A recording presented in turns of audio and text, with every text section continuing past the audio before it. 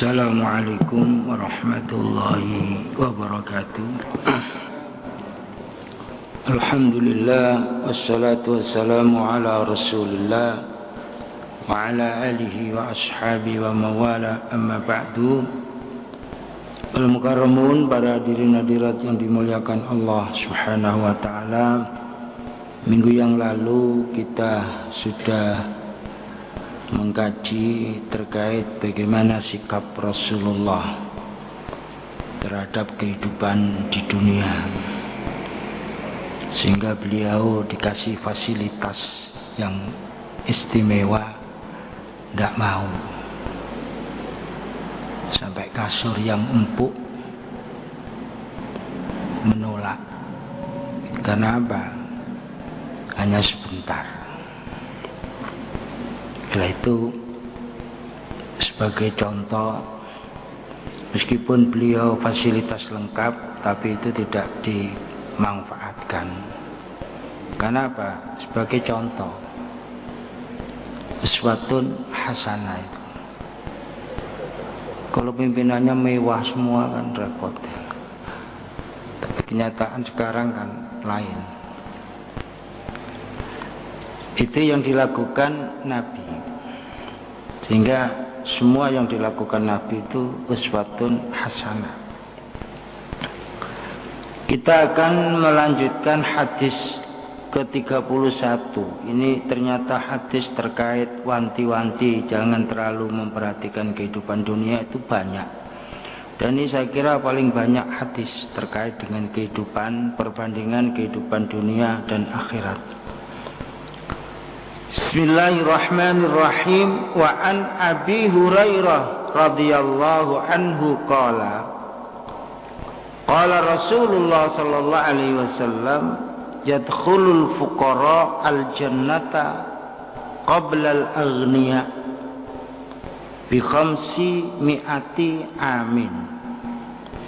Rawahu Tirmidzi wa qala hadisun hasan sahih. Dari sahabat Abu Hurairah diridhai Allah, beliau berkata, bersabdalah junjungan kita Rasulullah sallallahu alaihi wasallam, orang-orang yang tidak punya, miskin, fuqara, justru masuk surga lebih cepat, diprioritaskan daripada yang kaya-kaya. Berapa jaraknya? 500 tahun. Masya Allah, 500 tahun. Diprioritaskan orang yang tidak punya. Tapi yang tidak punya ini yang muslim. Mboten sedaya wong gak duwe. Wong gak duwe, gak sholat, gak nyembahane, ya tidak bisa, Pak. Ini yang muslim.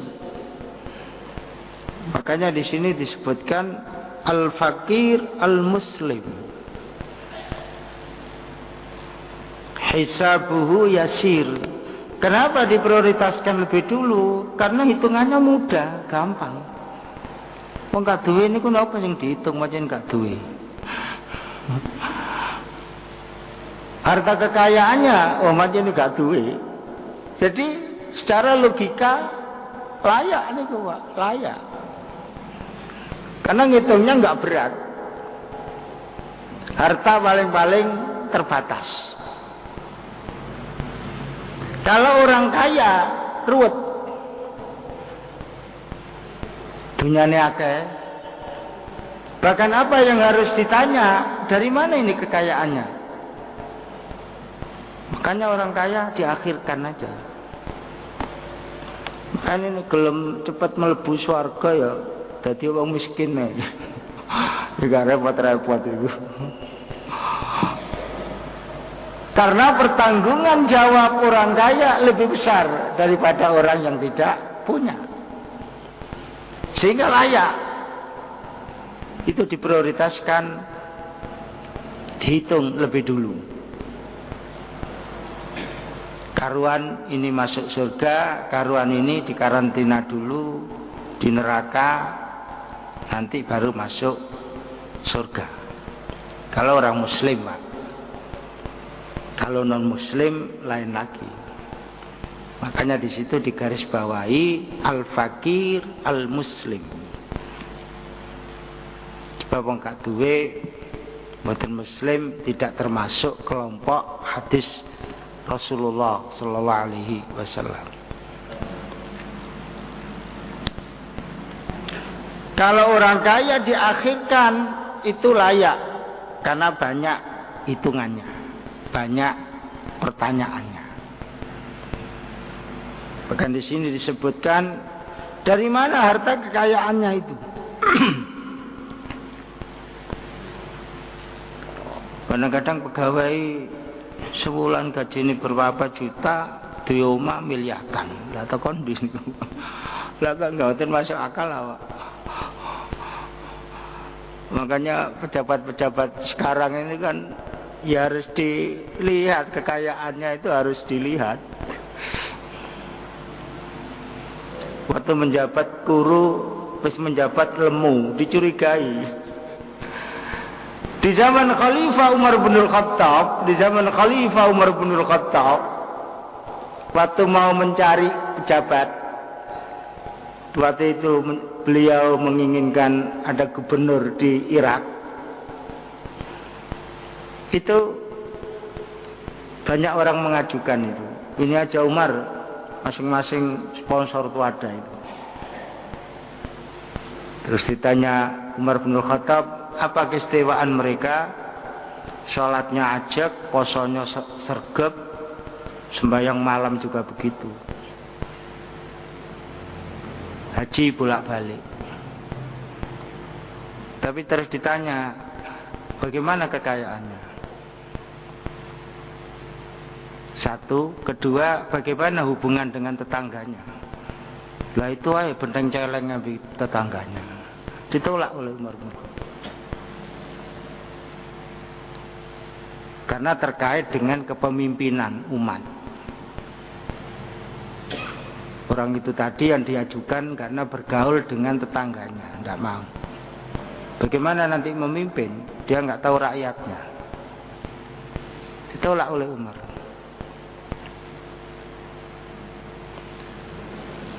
Jadi istilahnya sekarang ini uji kelayakan itu di zaman Khalifah Umar sudah ada.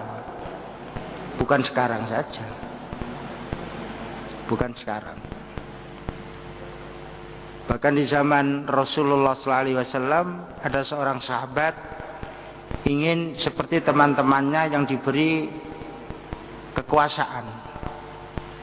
Nabi, mbak saya diberi kesempatan seperti yang lain-lain, seperti Amr bin Al-As, seperti Mu'ad bin Jabal, seperti Sayyidina Ali, Abu Musa Al-Ash'ari, bahkan yang bisa menduduki jabatan.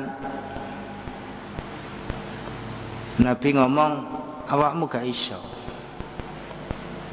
sebab awakmu lemah, awakmu apik, tapi engkau diplokoto sekitarmu. Jadi sudah ada itu, Pak.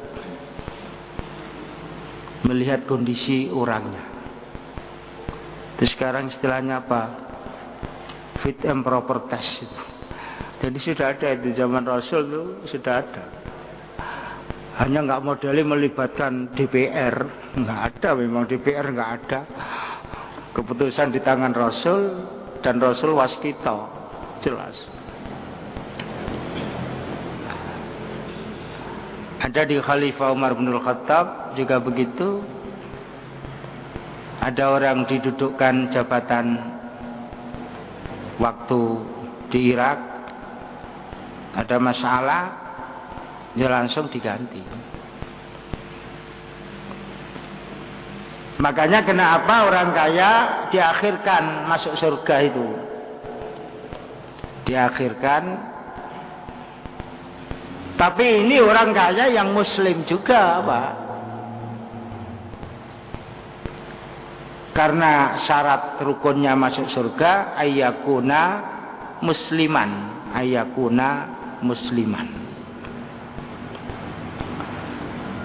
sehingga kalau mau cepat-cepat masuk ya berposisi sebagai seorang yang tidak punya. Malah di sini dijelaskan wal ghani al muslim hisabuhu asir. Orang kaya yang muslim hitungannya juga ruwet karena belum tentu hasilnya itu halal, belum tentu. Nah, untuk menelusuri itu kan sampai ada yang saksi ya Pak. Tapi kali ini tidak perlu saksi, memang semuanya tahu.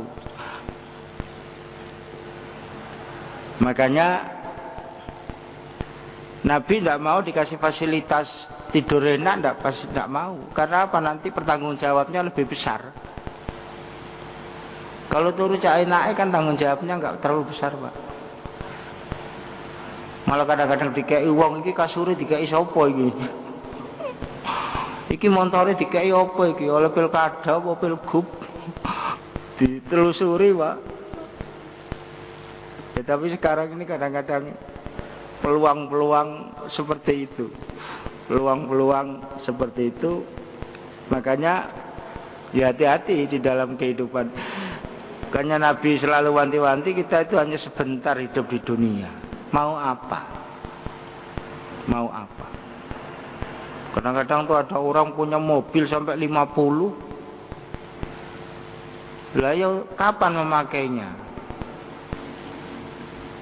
Jumlah keluarganya hanya 4, mobilnya 50. Masya Allah. Sementara yang lain, jangankan mobil, numpak mikrolet gak kuat. Di Jepang itu menteri-menteri itu justru kadang-kadang naik kereta Pak. Makanya kalau di sana ada menteri nggak beres, mengikuti janji-janji, ya mudun. Lah ini kemarin Hatoyama itu hanya berapa bulan tuh? September dia naik karena dia mau berjanji memindahkan pangkalan militer di Okinawa itu. Ternyata nggak bisa, mudun. Dan tidak ada orang, dia tidak istilahnya tidak takut diprotes karena justru mudun dari jabatan itu tanggung jawab. Kalau di Indonesia tidak mungkin. Alasannya menghormati yang milih. Alasannya. Kalau di negara-negara lain ya mundur apa? Mundur. Karena merasa tidak sanggup. Ini atau Yama ini akhirnya kemarin ditentukan Naoto kan naik. Itu nanti kalau nggak mulus ya mudun lagi. Tapi ada memang nggak mau turun. Tapi dilihat maslahat madarat. Itu namanya dalam rangkaian pertanggungjawaban. Sebab apa? Kalau terus beban terlalu berat. Kalau berat tambah berat nanti pertanggungjawaban. Sehingga di sini Rasulullah menolak berbagai fasilitas. Padahal itu jelas. Tapi beliau juga mempunyai prediksi jangan-jangan fasilitas yang akan diberikan beliau menjadi masalah. Makanya yang kaya engko dhisik.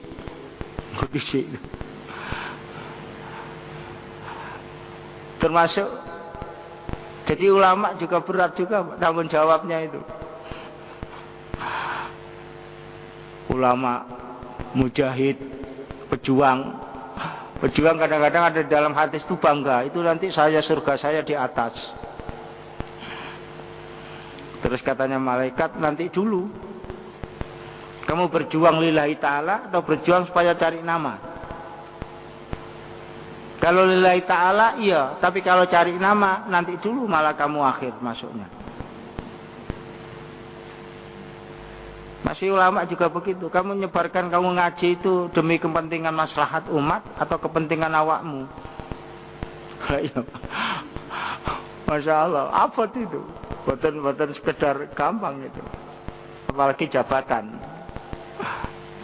Kalau ingat begitu itu kadang-kadang ya mikir juga.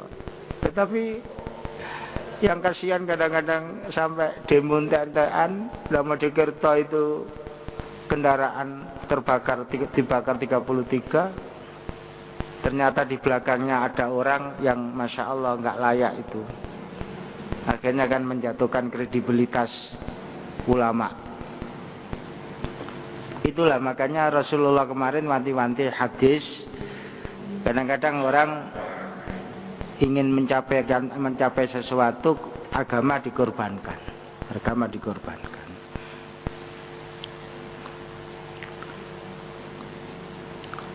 Ini satu hadis.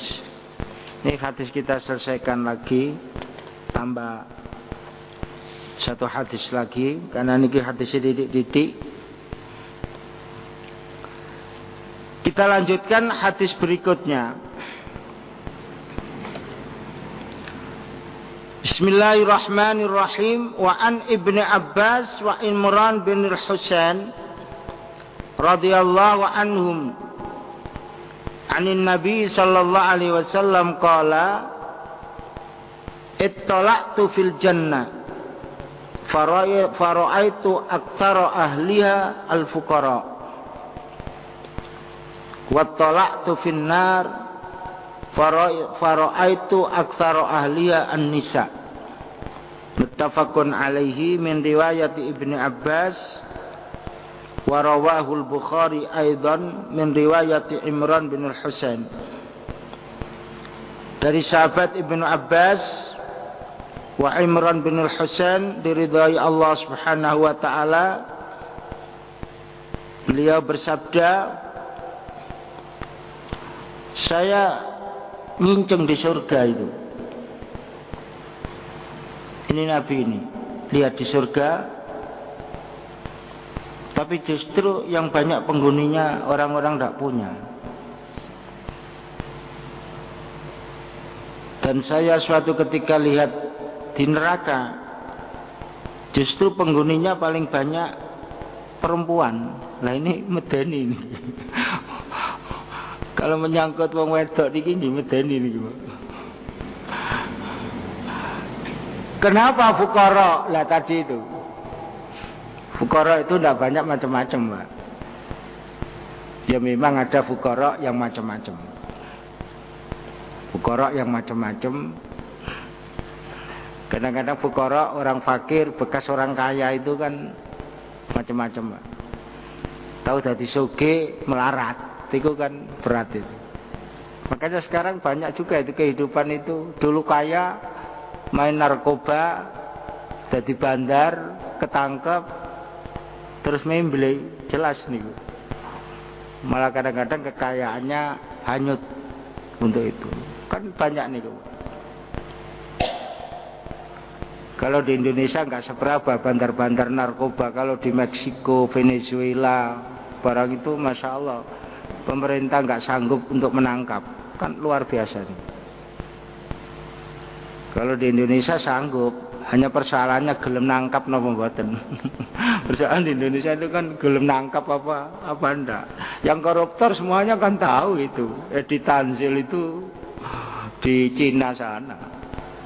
Yang dulu berapa tahun itu korupsi 1,3 triliun. Malah sekarang punya pabrik di Cina. Masa gak perlu? Anggoro kan sudah jelas ada itu. Tapi bagaimana bisa mengembalikan ke Indonesia? Sebenarnya kan bisa, Pak. Kalau niatnya. Kalau relawan insya Allah bisa.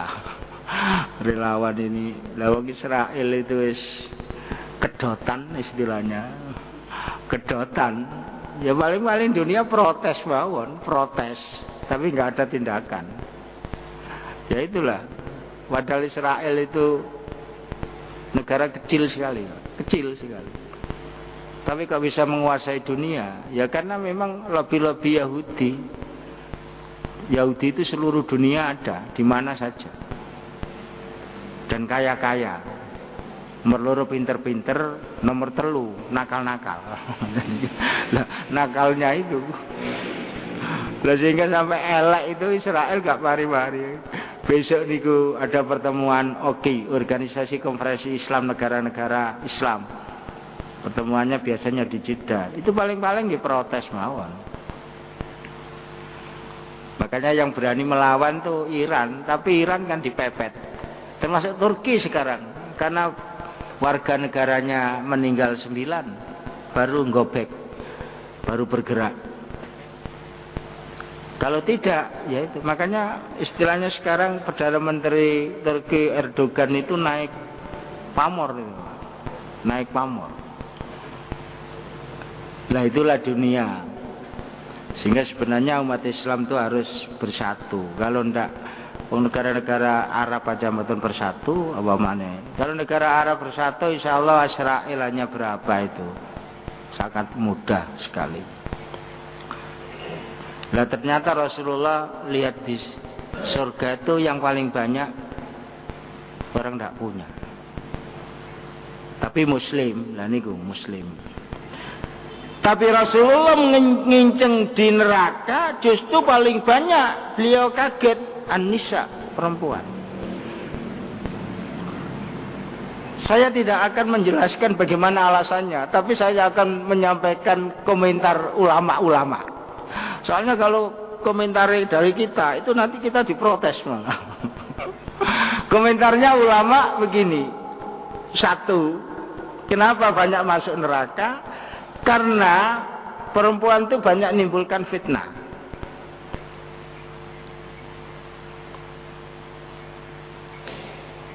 Kalau kita melihat Nabi Adam turun dari surga juga karena istrinya. Nabi Adam kuat, tidak makan buah, istilahnya dulu di dalam beberapa tafsir buah khuldi. Tapi yang jelas kita tidak mengatakan itu karena bagaimana buah khuldi itu nggak ada orang tahu. Tapi yang jelas itu buah. Nabi Adam kuat tapi dirayu kena Siti Hawa itu. Terus akhirnya beliau istilahnya mengikuti. Yang perempuan di dalam penjelasan di kitab-kitab itu kecantol Siti Hawa itu di dadanya itu. Makanya muncul nuwun sewu lah niku. Ya tapi nggak ono gitu kan, nggak ada itu.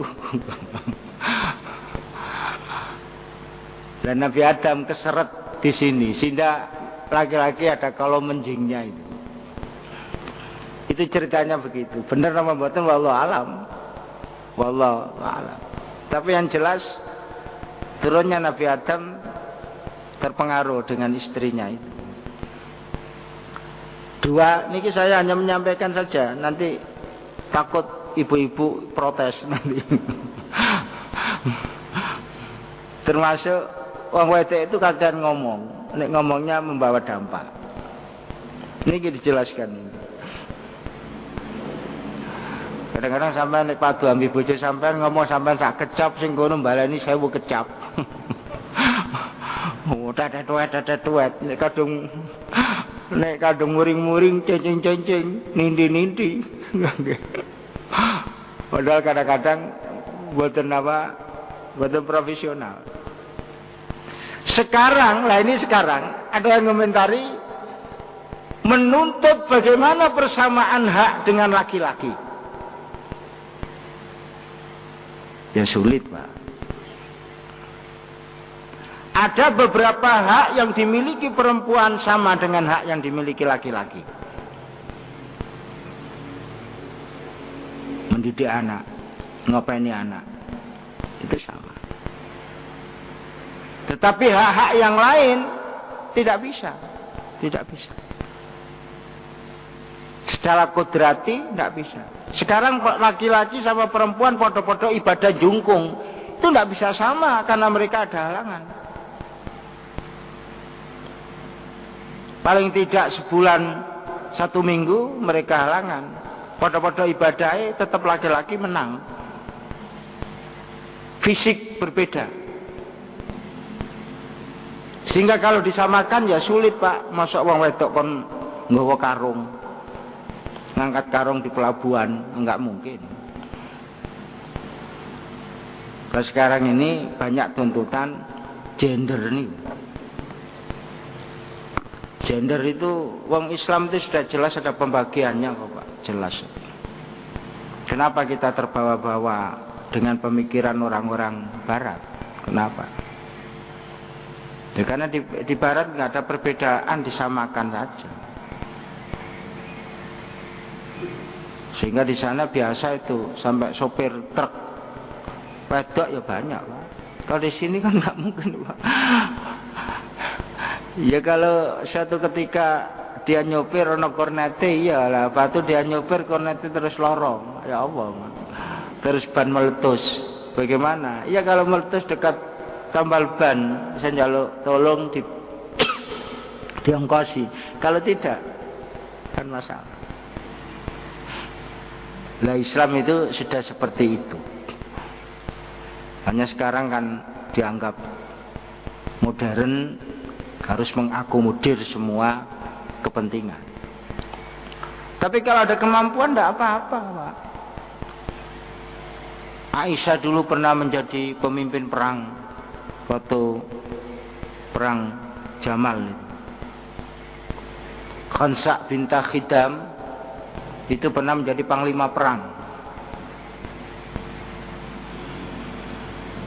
Ya tapi ada kekurangan-kekurangan yang seperti itu. Gubernur perempuan ya nggak masalah selama bisa.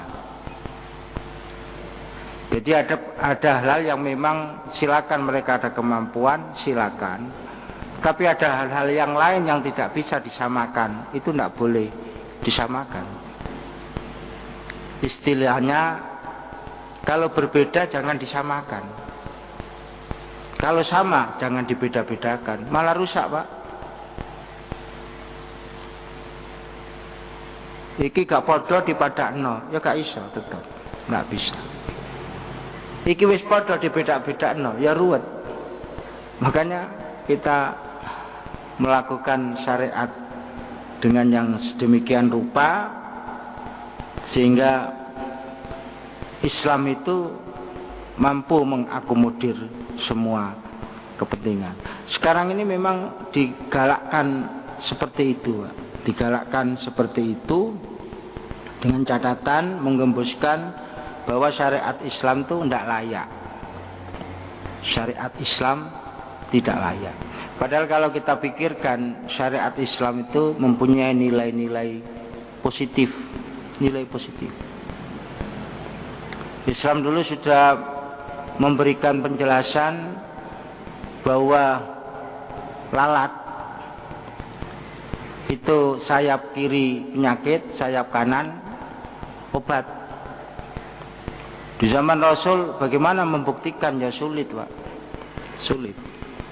Kalau sekarang bisa dibuktikan dengan melalui penyelidikan, sehingga di dalam keterangan kalau ada cingkir di situ kopi ataupun susu kemasukan lalat satu supaya dicelupkan sekali.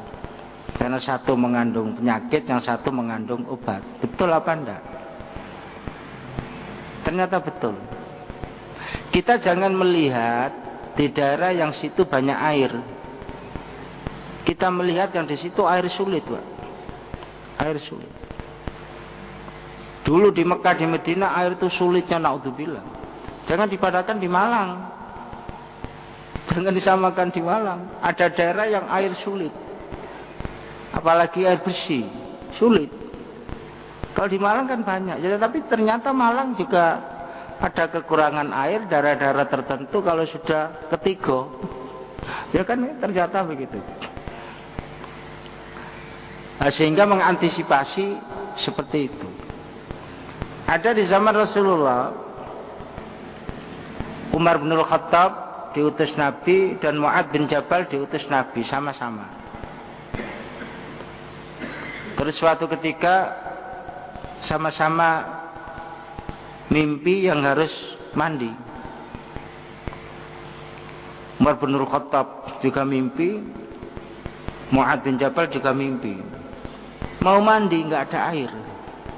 Masya Allah, mau mandi nggak ada air. Apa yang dilakukan? Yang Umar bin Khattab karena air nggak ada, dan harus tayamum. Beliau itu gulung-gulung. Gulung-gulung sambil udo, ya Allah. Lah nek kampung lak medeni apa? Untungnya beliau di padang pasir. Jadi namanya ya tamarrok. Ya tamarrok itu ya udah blecet itu. Karena dikiaskan mandi tadi. Tapi Mu'adz bin Jabal tidak, dia cukup mengambil debu sekali dibasuh ke mukanya, kedua kali dibasuh tangan kanan dan kiri, selesai. Kedua-duanya lapor kepada Rasulullah. Umar ngomong duluan, Nabi mensem saja. Saya tadi gulung-gulung Nabi mensem.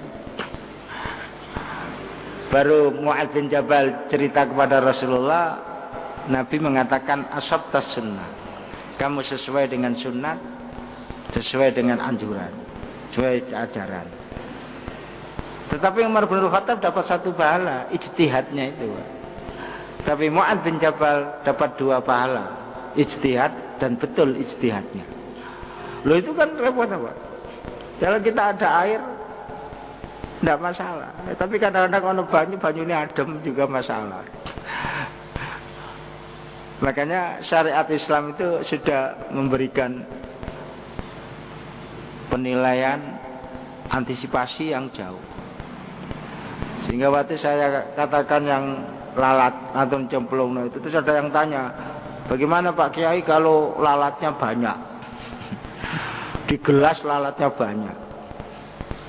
Saya bilang sampean blesno, mari ngono sampean nombe lak kelenger. Wis akeh ya dibuang. Tetapi tiang itu macam-macam. Itulah syariat Islam. Sekarang ini kan tambah lama tambah mencerminkan bahwa syariat Islam itu benar. Ya maklum dari Allah via Rasulullah sallallahu alaihi wasallam. Dan banyak sekali cerita-cerita yang seperti itu. Dan itu bisa dibuktikan dengan ilmu pengetahuan. Hanya sayangnya kadang-kadang yang menemukan bukan orang Islam. Bukan orang Islam. Tapi akhirnya ya lama-kelamaan bahwa itu membenarkan apa syariat Islam. Bahwa syariat Islam istilahnya salihun likulli makanin wa zaman. Sesuai dengan kondisi dan situasi. Pun ini. Jadi ini ulasan para ulama. Kenyataannya nggih terserah yang menilai mengenai perempuan banyak masuk neraka itu. Memang ada hadisnya, ya tapi kita juga tidak mutlak begitu itu. Karena banyak perempuan yang baik. Banyak perempuan yang layak dan itu termasuk umat Rasulullah yang dijamin masuk surga. Tapi pada umumnya banyak berbagai persoalan karena terbawa dari sikap perempuan itu. Pun niki 5:30 dua hadis. Yang pertama tadi sing akeh mlebu swarga wong gak duwe. Yang ini juga sama. Yang banyak masuk surga orang gak punya.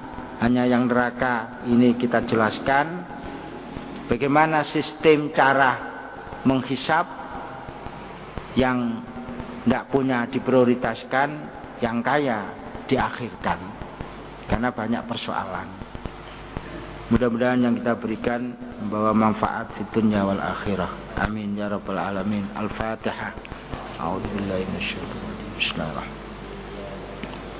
إياك نعبد وإياك نستعين صراط المستقيم صراط الذين أنعمت عليهم غير المغضوب عليهم ولا الضالين اللهم صل وسلم وبارك على سيدنا محمد وسلم ورضي الله تعالى عن كل صحابة رسول أجمعين والحمد لله رب العالمين اللهم افتح علينا حكمتك وانصر علينا من خزائن رحمتك اللهم سلمنا من آفات الدنيا وعذاب الآخرة وفتنتهما وبليتهما إنك على كل شيء قدير ربنا ظلمنا أنفسنا وإن لم تغفر لنا وترحمنا لنكونن من الخاسرين اللهم أعنا على ذكرك وشكرك وحسن عبادتك ibadatik Rabbana atina min ladunka rahmatan wa hayyi lana min amrina rasyada Rabbana atina fid dunya hasanah wa fil akhirati hasanah wa qina adzabannar subhana rabbika rabbil izzati amma yasifun wa salamun alal mursalin walhamdulillahi rabbil alamin. Wassalamualaikum warahmatullahi wabarakatuh.